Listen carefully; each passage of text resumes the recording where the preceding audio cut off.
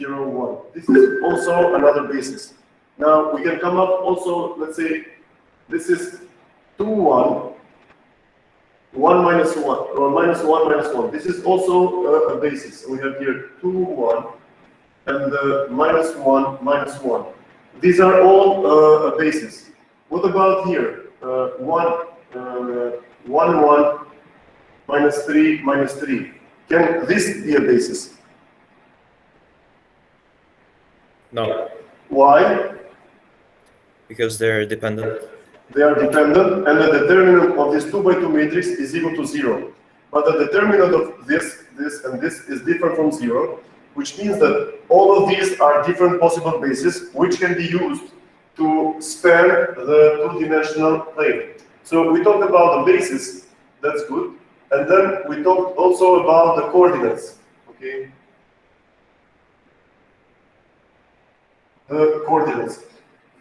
So now, what the coordinates means, this means that we have to find out the projection of specific vectors onto different bases. So let's look for a moment the vector 1, 0, for example, or not 1, 0. Let me think another vector. This would be 0, minus 1. So let's think about the vector 0, minus 1. What is the projection of this vector x onto the basis? Let's consider this one. This is basis B1, this is basis B2, this is basis B3. So 0, minus 1, this is in standard basis, which looks like this. But what are the coordinates of this vector? Let's say according to basis B3. So what is this? So how can we describe this vector in this basis B3? Let's see, what could it be? This could be equal to 2,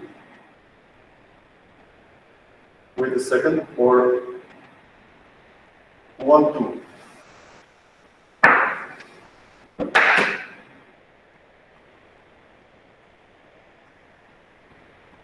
So these are the coordinates of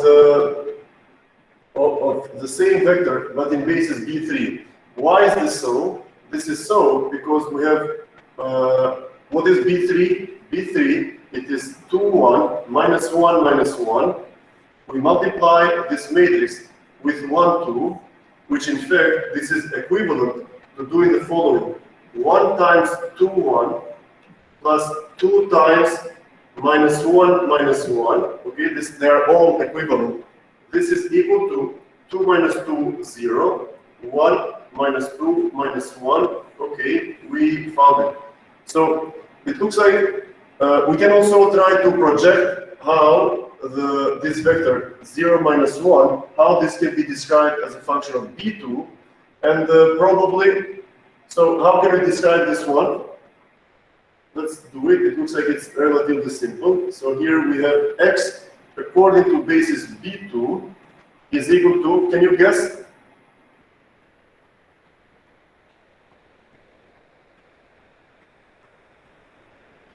So this could be a possible choice because this means that the projection of this vector here is it is negative this component, okay? Because we can see that the basis 1, 1, 0, 1 times 0 minus 1, this is equal to 0 times 1, 1, the first column, minus the second column. This is 0, 1. And we really get 0 minus 1, okay?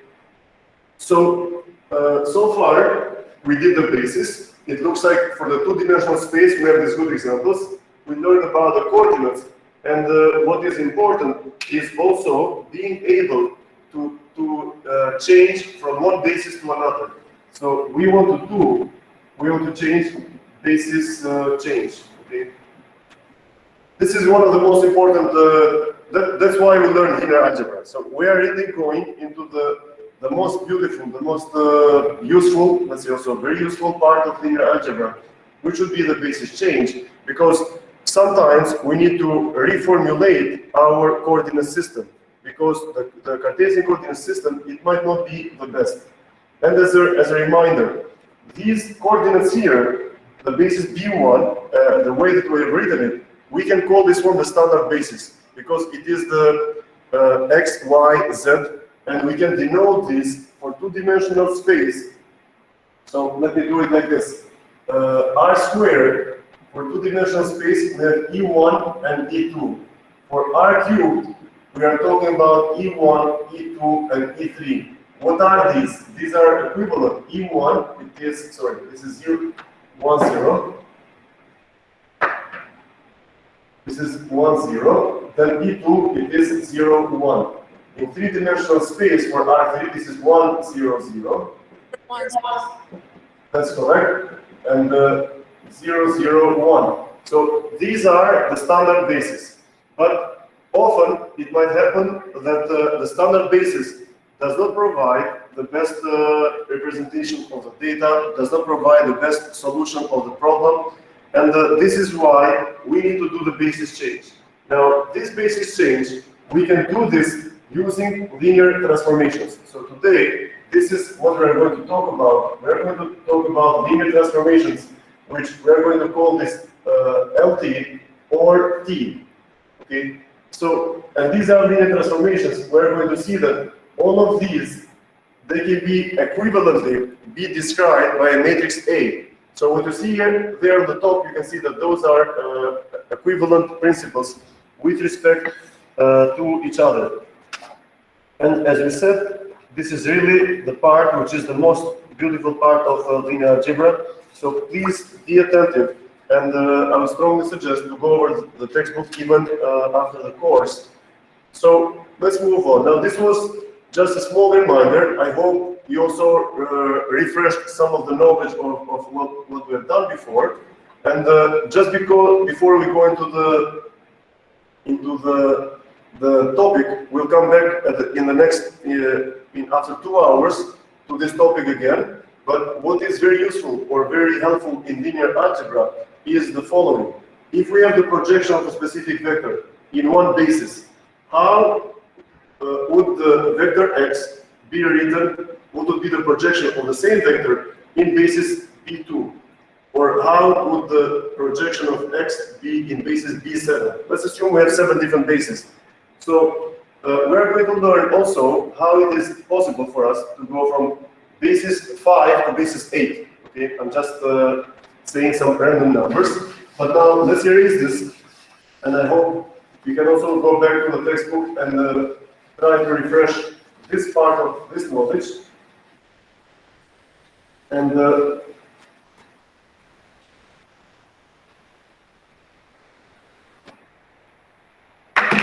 let's see the formal definition of linear transformation. Linear transformations, we can denote them as T, which go from V to W, and also for zero vector, which is in the vector space V. We have let me write it here. We have the T, the linear transformation on the zero vector is going to be another zero vector, which is a subset of the space W. Now, I can ask you one question. So it looks like we want a linear transformation or an operator, okay? And when we apply it on the zero, we want to get zero. One reminder that I can bring to attention is the following. We have discussed about spaces and subspaces, and we have said that a set is a subspace of R squared or R4 only if it includes the zero, okay? Because once you include the zero, you have the possibility that for each, let's say, V2, which is in the subset V, this implies that also the negative of V2 is also in a subspace V. So if we have the V2 and the negative, then since the subspaces include the addition, when you do V2 plus minus V2, we should get the zero. So it is essential that we should have the zero in the subspace V, over which we are applying a transformation, okay, or we are changing those values. Now, I believe we all remember this. Maybe it was good to remind you once again about this aspect. But I want to ask you another question. Is this 0 equal to this 0 here? What would you say? Let me ask Grady. Grady, what do you think?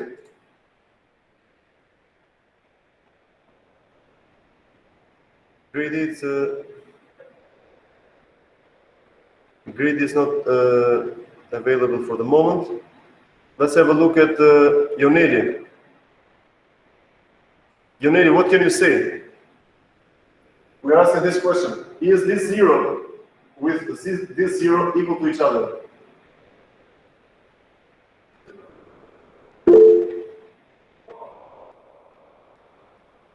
Okay, Yoneli, you can write it down. What would you say? You can write in the comment section your answer. You are saying they are equal. Okay, so let's not forget. So I would also, but Yoneli, stay with me for a moment. Let's. You are saying that this 0 is equal to this 0, but then let's assume that this maybe it's best to give an example right away.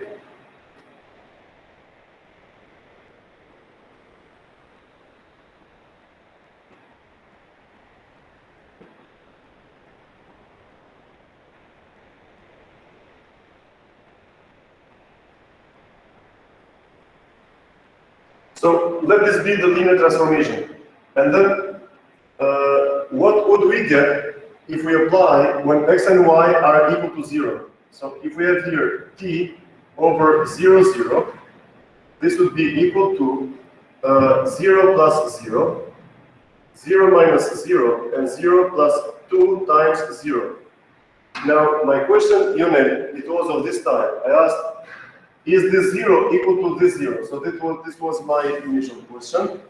Now, the point is that this 0, it is subset of v, and v, apparently, it is r squared. So this is 2 by 1, and this is 3 by 1. So they are not equal, okay? So we get here 0, 0, 0.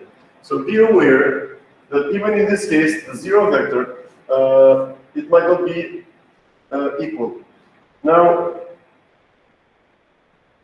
we have a theorem here that we can develop right away because we find it useful. And regarding this theorem, we want to use it in order to help us to do this or to figure out this. Okay? What we mean here is that we want to show, or we want to have a formal definition of how the linear transformations can be written as matrices. In order to do this, let's assume that we have a linear transformation T, which can transform from Rn to Rm. Then we say that let E1, E2, En be the standard basis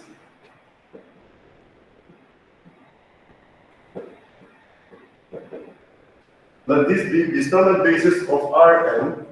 Okay, so we are taking these at the domain, okay, not at the range. The range is Rn, and let A be a matrix, and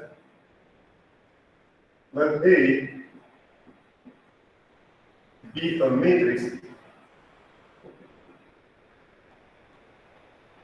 with columns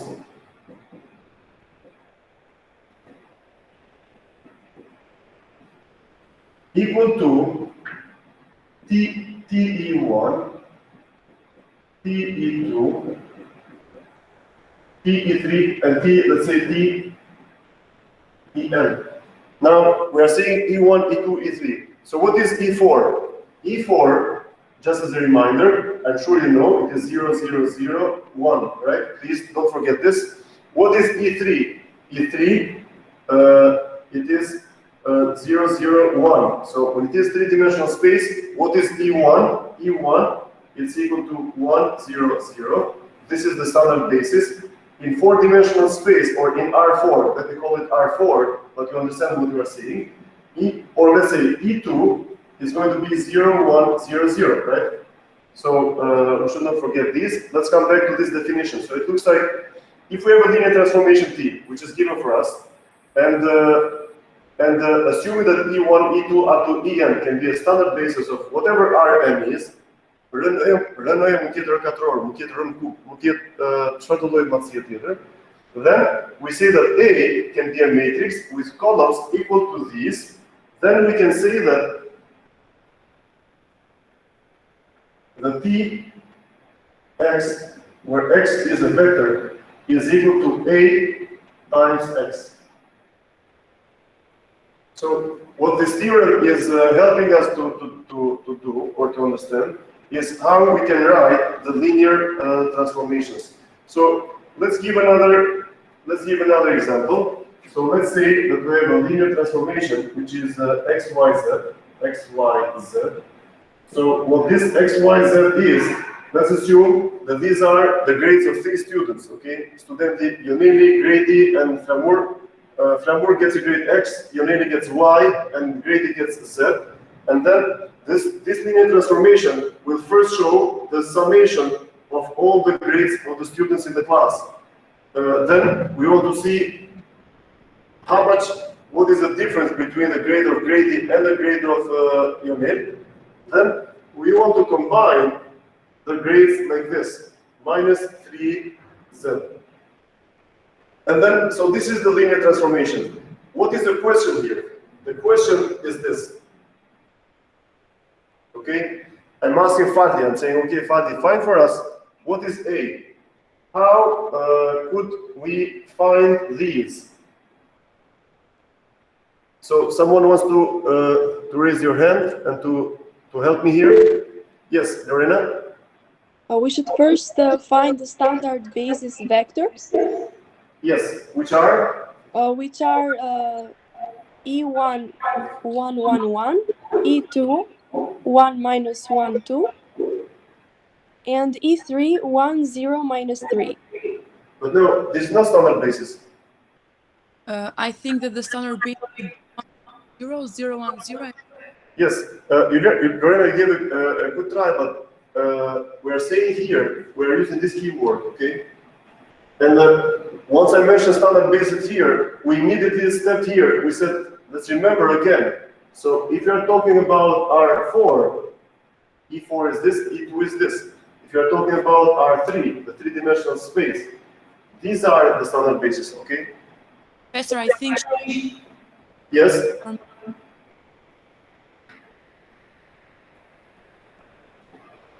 Someone who has a good microphone can step in. Lorena, you can continue. I see your hand is up.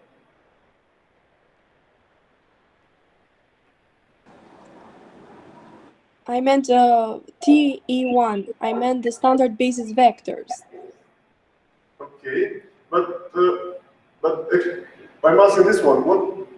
Or you know, I'm not asking you anything. So how would you suggest to us? How can we solve this problem? What should we do to find the matrix A? So far, we identified that the standard bases that we have are these, E1, E2, E3. This is how they look like. But now we need to find A, and the columns of A should be equal to the TE1. What is TE1? 1, 1, 1. Let's see. TE2, 1, minus 1, 2. That's correct. What is this? So we get y is 1 minus 1, 2. That's good. 1 minus 1, 2. And TE3 is 1, 0, minus 3. Yes. 1, 0, minus 3. That's true. So it looks like so the matrix A concludes the TE1, TE2, and TE3. That's true. So and the entries of the matrix A are the coefficients before the variables x, y, and z. That's true. That's 1, 1, 1. Now, your last sentence, don't forget it. What what you said in your last sentence. You said that they are the entries, right? This is, what was T2? 1 minus 1. 1 minus 1, 2, and 1, 0, minus 3. 1, 0, minus 3.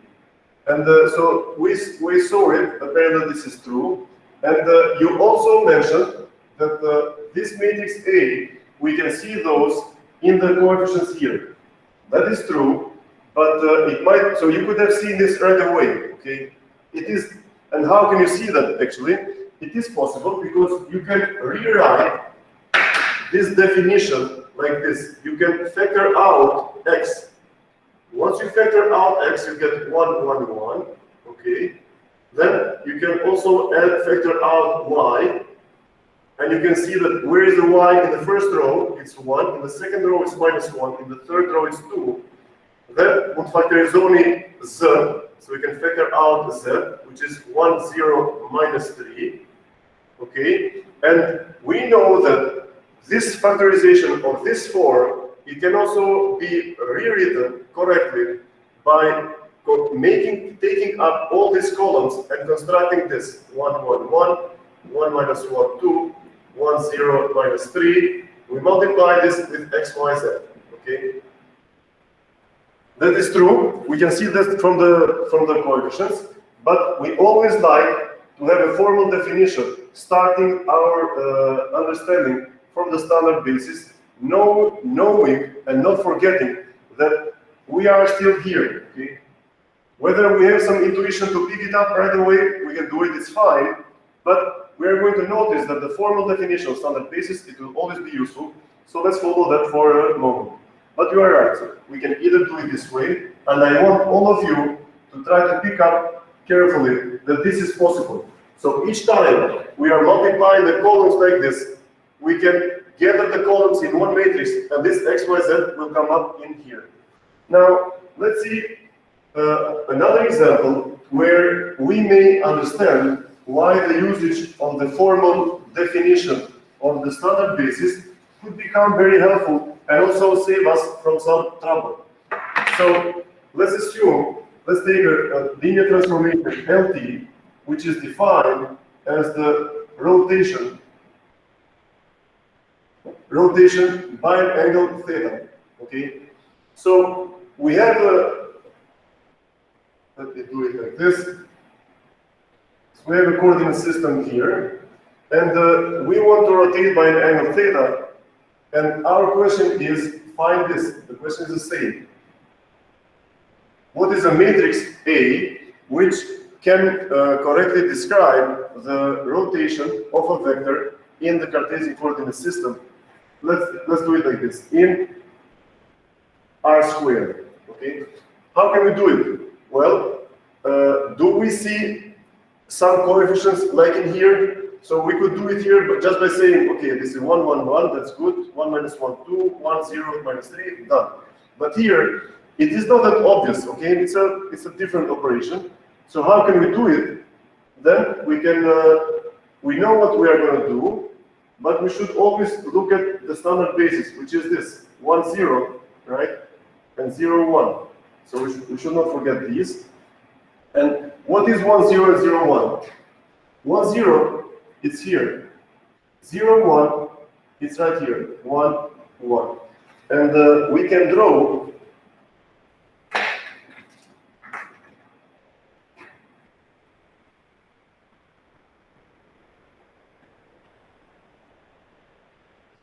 so what happens to this vector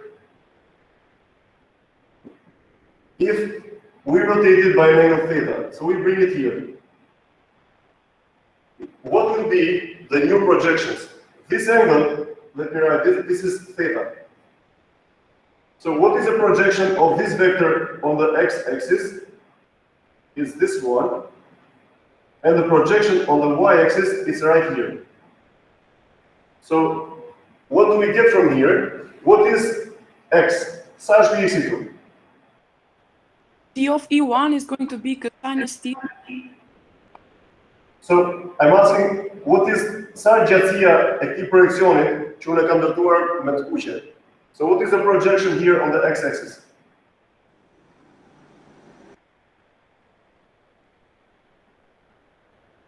So the length of the hypotenuse is 1. It is unity. So Cosinus that's theta. correct. That's correct. That's cosine theta. So we are drawing here. We can draw here a circle which has a radius of 1, and this is what we get, right? And as we rotate the vectors, they don't change the magnitude. The magnitude will be the same. What about this vector 1, 0? The projection on the vertical axis, it was 0. Sinus theta. Sine theta. That's correct. Let's check it again. Is it really sine theta? Yes, it is this vector in red. And this side, bring a probal këndit, gjithmonë e barabartë me sinusin, nga që këndi është i ngushtë, kosinusi është më i madh se sinusi, edhe kjo na ndihmon neve për të përdorur pak intuit që të mos gabohemi. Okay, so it looks good. Now let's try to rotate the other vector, the 0, 1. You should that is along the minus axis. Okay, let me try to draw this one. So we rotated this one by another angle theta, and the projection on the y-axis is this. Okay, projection along the x-axis is this one. So what is the value of this linear transformation here? The minus x going to have minus what? Minus sinus theta. That's correct. Minus sine theta. Why? Is because this sine, this projection here, in magnitude, it should be equal to this, right? But this was sine, so this is minus sine. What about here? Cosine theta. Cosine theta. Okay. So it looks like we found what should be the matrix. So the columns of matrix A should be the following. We have here A.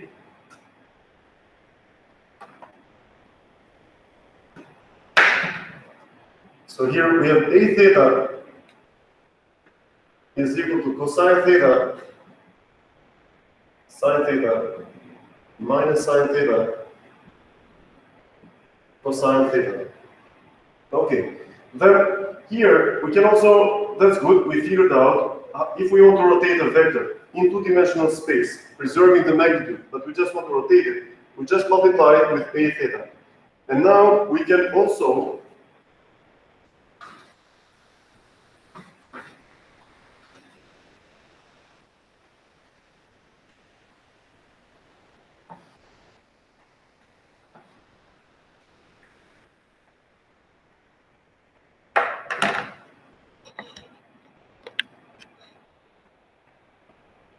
anyway. Okay, so for a moment, I can ask you the following question. What is A for theta equal to pi over 2? It is going to be 0. Yes. Minus 1. 1. And 0. What about theta is equal to pi over 4? For 45 degrees, we have 1 over 2. That's true. Minus 1, 2, because we had minus 1 for the square root.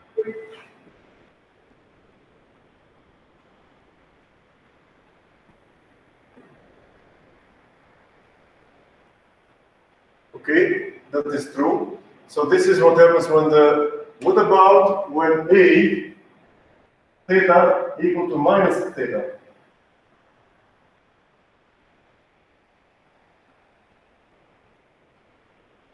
So what is the A for theta equal to minus theta? We just have minus theta, right?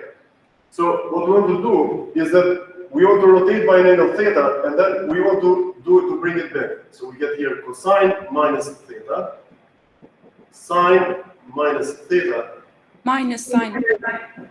minus theta, that's correct, cosine, sorry, minus theta. The cosine does The cosine does what? not change the.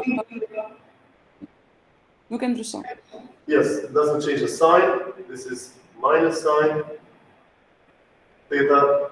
This is sine theta. And here we get cosine theta. And here we notice that this is equal to A transpose, right? This is equal to A transpose, because we know that transpose of a matrix is when the column becomes a, or with respect to this diagonal, we take the symmetry. So A and this A, how would you consider also this A here? We can also call this one as A inverse. Okay?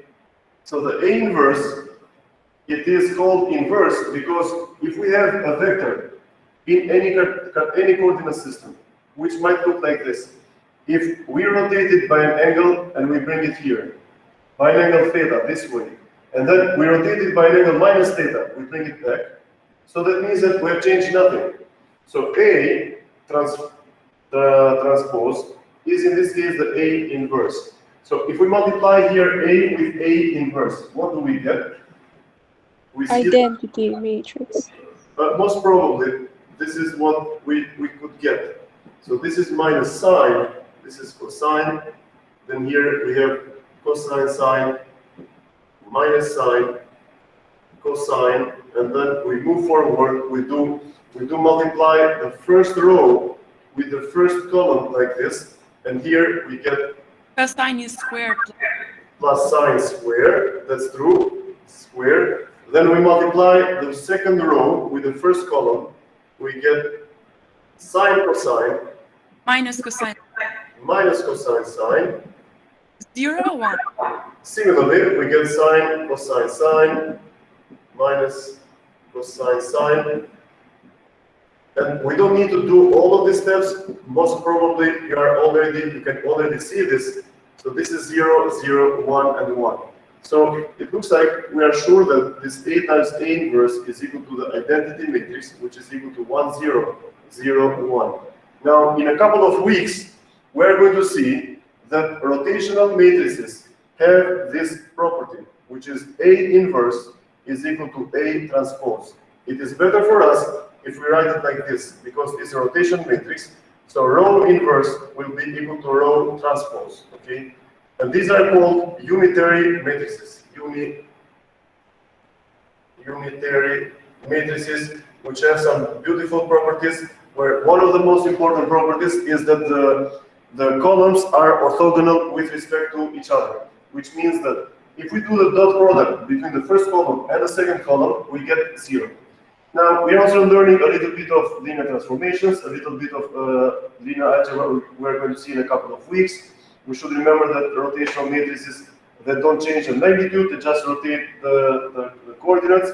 And then I can also ask a similar question, which is, what is the determinant of A? 1. It is 1, because here we have cosine square plus sine square, and this is 1. Now, this beautiful matrix, which has a determinant of 1, not only this one, but all of them that have a determinant equal to 0, we call them unitary matrices. And I just want you to write it down, okay? So don't miss this one. So you should, sorry, not unitary, that's wrong. It's not unitary, this is called unimodular. It's a mistake.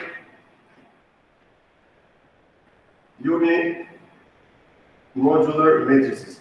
And one sentence which is very important, but I'm afraid you are going to forget very soon, is that unimodular matrices are very useful because they do preserve a property of the data set that you are working with. I just hope you don't forget this, okay?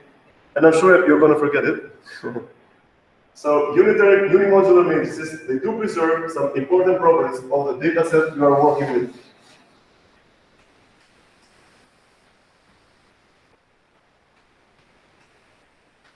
I'm sure your parents would bet 50 euros that you're going to forget this one by the end of the semester.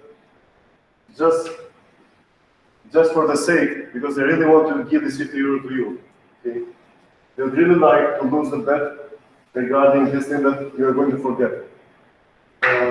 Okay, so this was the linear transformation. Now, when we're talking about linear transformations, we have some specific LTs, which would be, one of them is identity. Identity linear transformation. which is the following. So for any t, if we apply on a vector v, this will be equal to v. In this case, so if they are equal, then we say that the representative matrix A would be equal to the identity matrix I. And we know how this matrix looks like. We have another identity, which is the zero linear transformation, and in here we have the following: the t times v. This would be equal to 0. So this is equivalent to reporting the following. So a times v, this would be equal to 0. And the question is, where have we seen this before? Where have we seen this before? At the null space. That's correct, at the null space. So we know that the null space, so for any linear transformation, which would be, so the linear transformation, here we have the domain, okay? This is the domain, this is where we get the v's. So vector the движение, Jenny peak 2, what is it? Is this. And then we say that this is the range, okay? Now, for the 0 LT, let me ask you this. Which area, let's assume that the null space, where is the null space? Is it in the domain or in the range? domain. It's in the domain, that's correct. So which one would you select as a possible null space? Would this plane in red or in black? They should pass through the origin. That's true. So the null space, it should pass through the origin. So the one in red, the plane in red, assuming that I'm trying to do a good job, okay, because we cannot draw it perfectly, but the one in red, it looks like it's not passing through the origin. So this one, it cannot be the null space. So it looks like you were correct. So we have to pick up these vectors that are in this plane that we draw it in black. So anything we pick up here from any point in this plane in black, they would go here. But the ones in red, they are not at all, let's say, it's not a null space because it's not passing through the 0. So it's not the null space, but we know these types of definition. We're just trying to refresh our knowledge. We have also inverse linear transformations, inverse LTs, and inverse linear transformations, we know what they do. In principle, if we have t times a vector v, and then if we apply again a t inverse, we should still get v, okay? So it is something equivalent to the identity linear transformation, and this means that we can have an A, matrix A, which represents the linear transformation t, times the vector v, and then we have to apply also the, no, this is a matrix A, which belongs to the T inverse, okay? So this is simply a matrix multiplication. So this means also that the matrix corresponding to the inverse linear transformation is also the inverse of the matrix representing the T transformation. So this will be, again, equal to V. Now, we see here that when we construct the linear transformation and inverse linear transformation with having matrices as representative, just because it can help us to understand this one more intuitively, we also can say that apparently we don't always apply a single linear transformation, but we can apply a couple, not a couple, maybe a series of linear transformation or a combination of these, okay? So we can call this one now a combination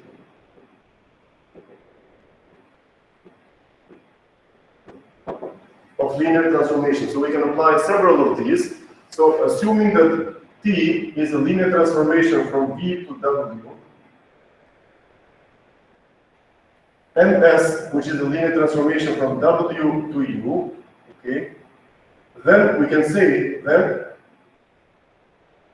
ST is a linear transformation which converts from U to V, or ST is a linear transformation from V to U. Which one do you think is the correct one out of these two? Which one? The second one. The second one is correct? let's check. I believe you are right. Because if we have a vector and we apply a matrix AT, okay, on V, we should get a vector W, that is true. And then we multiply it by a matrix AS on W, and we should get a U. But then this AS, instead of W, we insert this, we get here AT times V, okay, and we still get the U. So it looks like it's true. A linear transformation ST, it sends us from V to U. But the linear transformation TS, this will send us from U to V. So you are correct. It's going to be the second one was the correct one. Now, let's see how we can operate with, not operate, how we can find the inverse linear transformations. In order to find the inverse linear transformations, it is always good to think about the standard basis. So let's assume we are given a linear transformation that looks as follows. We are going to use the same matrix we constructed together before a few minutes. We get 1, 0, minus 3 times x, y, z. So this is the linear transformation. The question for us is the following. Find T inverse. So how can we do it? Now, it looks like we are given, so this is a given.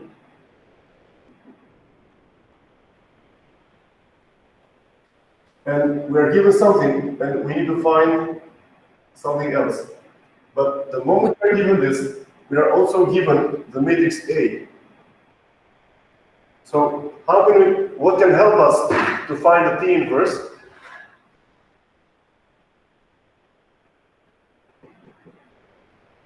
So The identity. Say it again. The identity matrix. What is the identity matrix? I mean, you can write the matrix. You can 1, 0, 0, 0, 1, 0, 1 in the.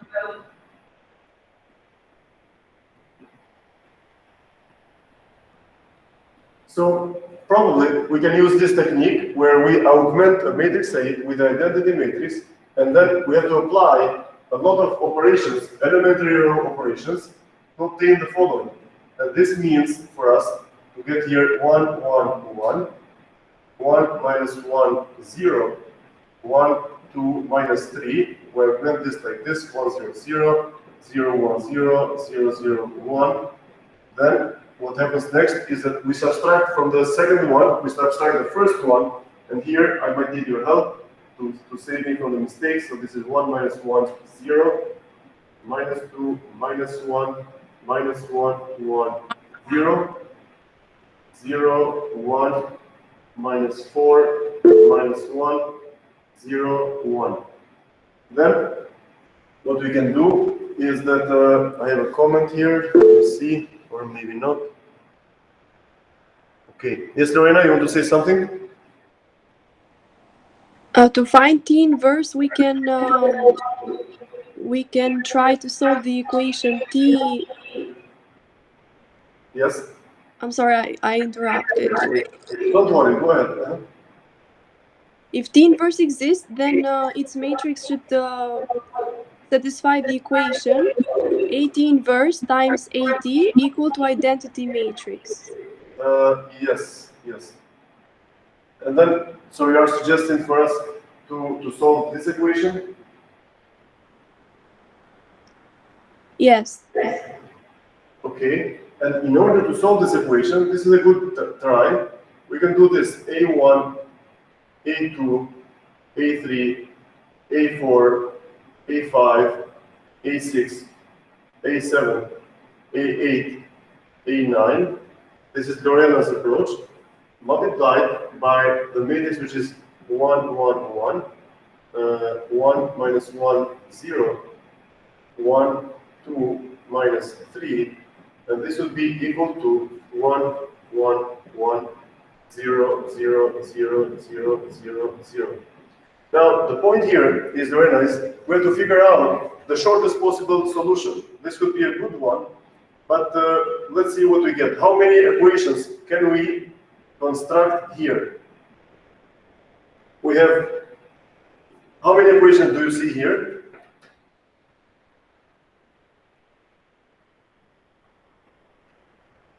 Now, I want this answer from you, Lorena. So, how many equations do you think we can construct when we see this?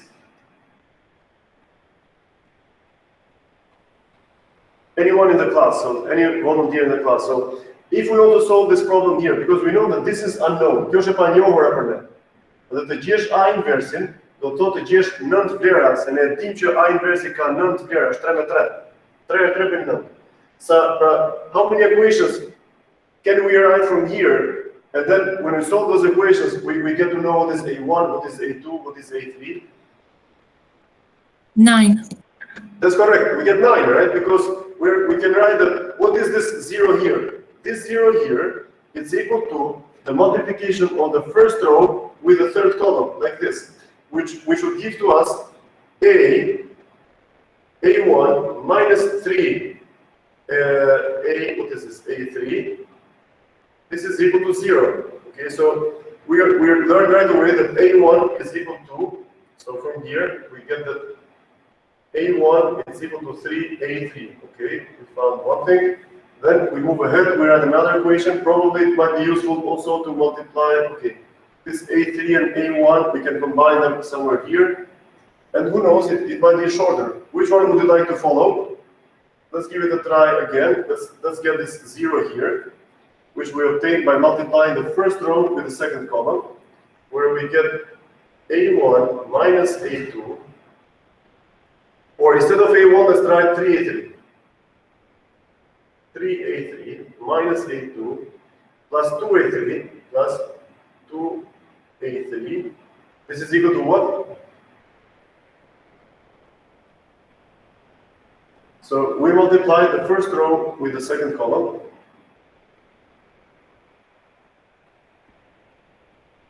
It is this 0, or the 0 in the first row. So this means that this implies that we get, what is this? 5A2, it is equal to 5A3, okay? Then we can apply the last equation, which is A1 plus A2 plus A3 is equal to 1. So here we have A1 plus A2 plus A3, this is equal to 1. What can become useful for us is that A1 is 3A3 plus 5A3 plus 5A3 plus A3. This is equal to 1. So what is A3?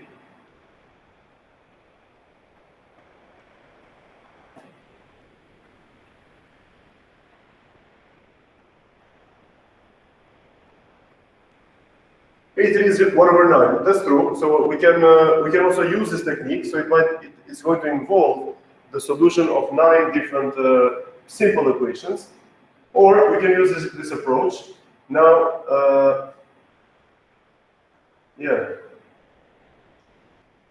Now we started this way. We got here 1/9. So in fact, if we find this A3 is 1/9, we can simply say that A2 it is equal to 5/9, and A1 it is 3/9 or 1/3. So we solved the first row. The first row is good. We need to find the rest. So whichever way we follow, most probably we're going to get something similar. We have formally solved the inverse of matrices using this approach by augmenting it with an identity matrix, and now we can try again to find what is A4, A5, A6, and see what we get. But meanwhile, these are simple operations. If you allow, we can write down the final answer right away, unless you really want to do this in detail. So the next step here, for example, if we divide this one by -2, here we get 1. This would be 0.5, this would be 0.5, this would be minus 0.5. Then you can subtract from the third one the second one, which would be 1 minus 1, this would be 0. Minus 4.5, this would be minus 4.5, this would be minus 1.5, this would be plus 0.5, plus 0.5, and this would be 1. And then we divide by minus 5, we divide here by minus 0.5 to get here a 1. So 1 over 4.5, we get 1. Then we can do the series operations. And let's see if there is any comment here. We will, Ray. We will, but I have to check the time first. It says 12:43. Okay. Okay, we'll have a break very soon. But let's write the A inverse. The A inverse is going to look like this: 1 over 9, 3, 5, 1. So this is what we found actually. Then we have here 3, 3, minus 4, minus 1, 1, 1 minus 2. Okay. So this is the A inverse. Now that we found the A inverse, we need to apply this on a new domain. Let's call the vector here u, v, w. So then we can say, maybe I can steal this part of the board. This means that the T inverse, which is applied on u, v, w, this is going to be equal to u over 3, okay, Plus over 9. plus 5v over 9, that's correct, Plus 9. plus w over 9. Over 3 again. U over 3, we never goes it, minus 4v over 9, minus v over 9. Then we have W over 9 w over 9, minus 2W over 9. over 9. So here we have the T inverse, okay? So this will be the, given this, we have to carefully, given this, we ended up into finding that T inverse. So this is an example of how we can determine the inverse linear transformations of specific LTs. Now, okay, if you like, we can have a short break. Or do you have any question for what we did so far? If no, we can assume a short break.